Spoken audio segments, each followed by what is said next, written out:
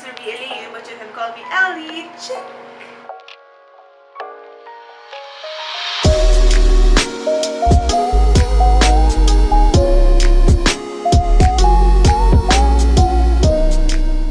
Hello and welcome again to my YouTube channel. So, I decided to upgrade a little bit kasi phone lang talaga ako. I'm trying and I'm willing to upgrade to new technologies for you guys to enjoy my video tutorials or makeup tutorials. This makeup tutorial is a holiday makeup tutorials. Ito yung isa sa mga looks na gagamitin ko during this Christmas season or lahat ng parties na pupuntahan, lahat ng events na pupuntahan. So, this is one of the looks na pwede kong gamitin. So, it's a beginner look. So, don't judge me, amateur pa lang ako, but I'm willing to share to you what I've learned through my Mary Kay journey. So this is a holiday special. So I'm doing 5 makeup looks for Christmas. So this is number 1. Instead of vlogmas, so ito na lang muna yung gagawin ko kasi medyo shy type ako sa camera. I hope you enjoy. Let's jump to the tutorial. Bye!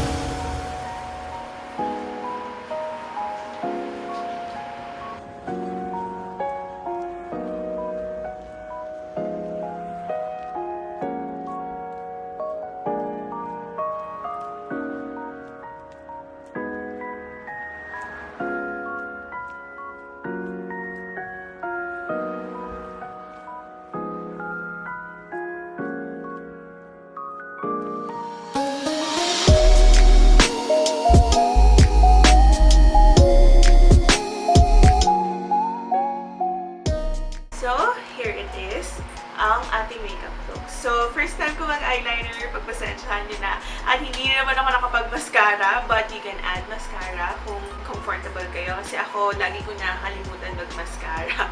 So, minsan nagpapa-eyelash extension na lang ako. In this makeup look, you can add on your mascara and and another finishing spray. So, hindi na ako ng finishing spray. But you can also add that. Thank you for watching! See you in the next video!